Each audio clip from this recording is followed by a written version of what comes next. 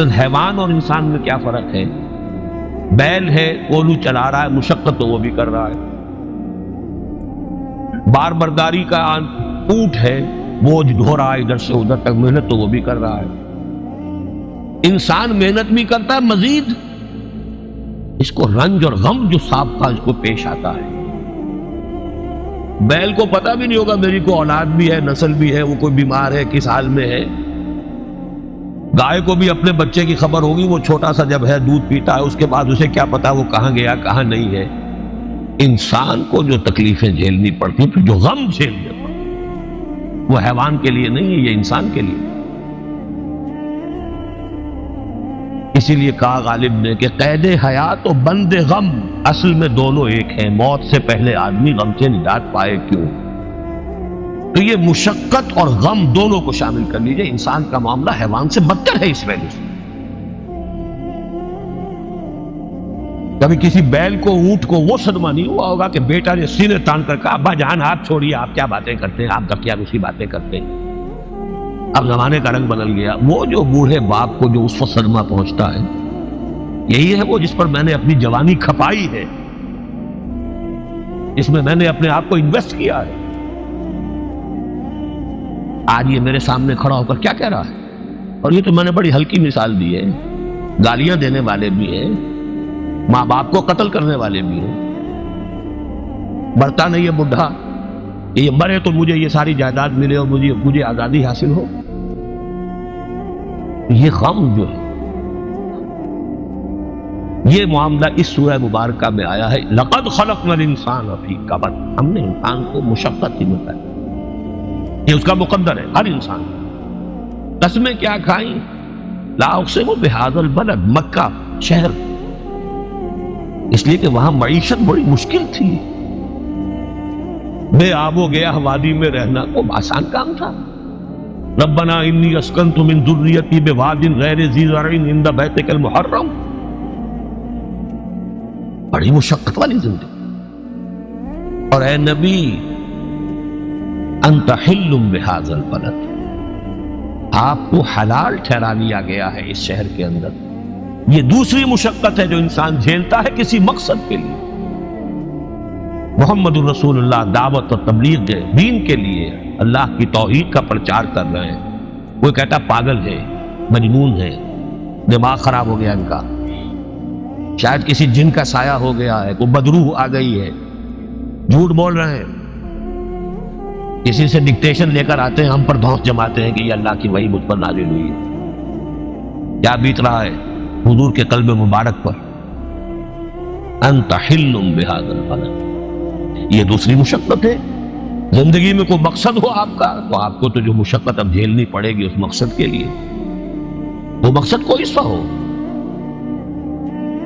ووالد وما ولد، ایک ہے اپنا اکیلے کا پیٹ پالنا، ایک اولاد کی پرورش، وہ اور دکھ، 10 گنا مسائل. یہ سارے قسم جو کھائی کس بات پر؟ لقد خلقنا الانسان فی کبد. اسی طرح سورۃ الانشقاق، کیونکہ میں نے یہ بارہا ایک بات بیان کی، قرآن مجید میں اہم مضامین 2 جگہ ضرور ہوتے ہیں. اذا السماء انشقت، جب آسمان پھٹ جائے. وَأَذِنَتْ لِرَبِّهَا وَحُقَّتْ، اس لیے کہ اللہ کا حکم ہوگا، وہ اپنے رب کا حکم سنے گا، اس کی تابع داری کرے گا، اور یہی اس کا مقام ہے. وَإِذَا الْأَرْضُ مُدَّتْ، اور زمین کو کھینچا جائے گا. وَأَلْقَتْ مَا فِيهَا وَتَخَلَّتْ، اور جو کچھ اس کے اندر ہوگا وہ باہر نکال پھینکے گی اور خالی ہو جائے گا. ہم بھی اسی کے پیٹ میں سے برآمد ہوں گے نا.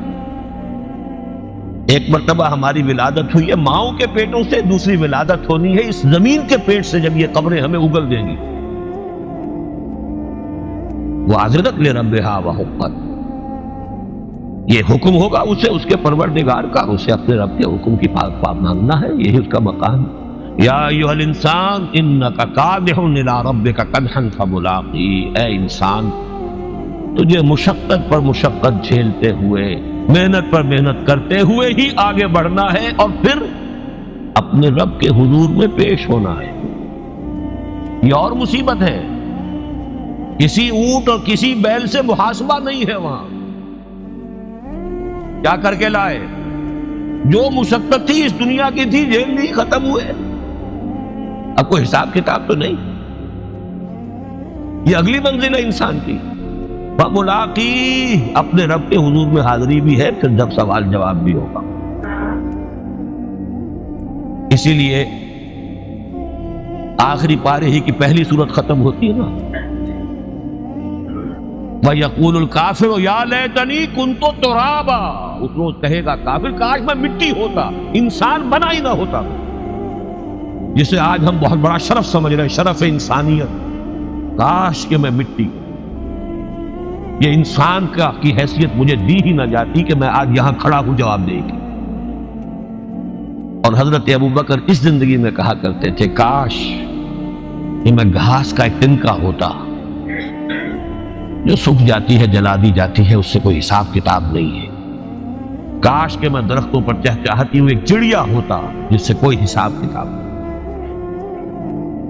یہ اگلا ہے اس کی بھی اصل میں، اسی لیے غالب کی جو عظمت لوگ مانتے ہیں تو کچھ باتیں ہیں جو تعبیرات ہیں۔ اب تو گھبرا کے یہ کہتے ہیں کہ مر جائیں گے، اور مر کے بھی چین نہ پایا تو کہاں جائیں، تو کدھر جائیں؟ وہاں تو اگلا مرحلہ بھی آنا ہے، وہ ہے اس صورت میں یا ایھا الانسان انک کادح الی ربک کدحا فملاقی۔ نتیجہ کیا ہے ان دونوں کا؟ ہر انسان کو محنت اور مشقت تو کرنی ہی ہے۔ اب مجھے حدیث بھی یاد آ گئی ہے، حضور نے فرمایا کل نفس یغدو فبائع نفسہ وموتقھا وموبقھا، ہر انسان جب صبح آنکھ کھلتی ہے رات کے سونے تک وہ اپنے آپ کو بیچتا ہے۔ کوئی جسمانی مشقت اپنی بیچ رہا ہے، شام کو 100 روپے لے کر آیا ہے، اس نے اپنی جسمانی محنت بیچی ہے نا۔ کسی نے اپنی ذہنی محنت، ذہنی صلاحیت بیچی ہے، چاہے وہ ڈاکٹر ہے، چاہے انجینئر ہے، کوئی اور ہے، وہ اپنی ذہنی صلاحیت بیچ رہا ہے بیٹھا ہوا اپنے کلینک میں، اپنے آفس میں۔ بائع نفسہ، اپنے آپ کو بیچتا ہے۔ یہ بیچنا تو ہر ایک کا ہے، ہر شخص بیچ رہا ہے اپنے آپ کو۔ کوئی بدبخت وہ ہے جو یہ ساری مشقت جھیل کر بھی رات کو جہنم لے کر آیا ہے، مشقت بھی جھیلی اور لے کر بھی آیا آگ کے انگارے، اس لیے کہ حرام کاروبار کیا۔ کوئی وہ ہے جو اس مشقت کے بعد اپنے نفس کو جہنم کی آگ سے چھٹکارا دے کر آتا ہے۔ بیچا، جائز جگہ بیچا، جائز طریقے سے بیچا، بیچا اس نے بھی، محنت اس نے بھی کی، مشقت اس نے بھی کی، لیکن اس نے اپنے مشقت کے نتیجے میں اپنے آپ کو برباد کر لیا۔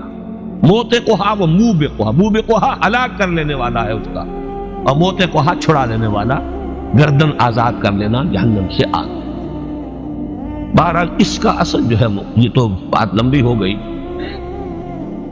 جو دوسرا نقطہ ہے اس میں وہ یہ ہے، یہ جو محنت ہم کر رہے ہیں، کبھی تجزیہ آپ نے کیا کیوں کر رہے ہیں؟ کس کو آرام پسند نہیں؟ ہم نے ایک نظم پڑھی تھی شاید میٹرک میں یا ایف اے میں، lotus eaters, surely surely slumber is better than ٹوائل۔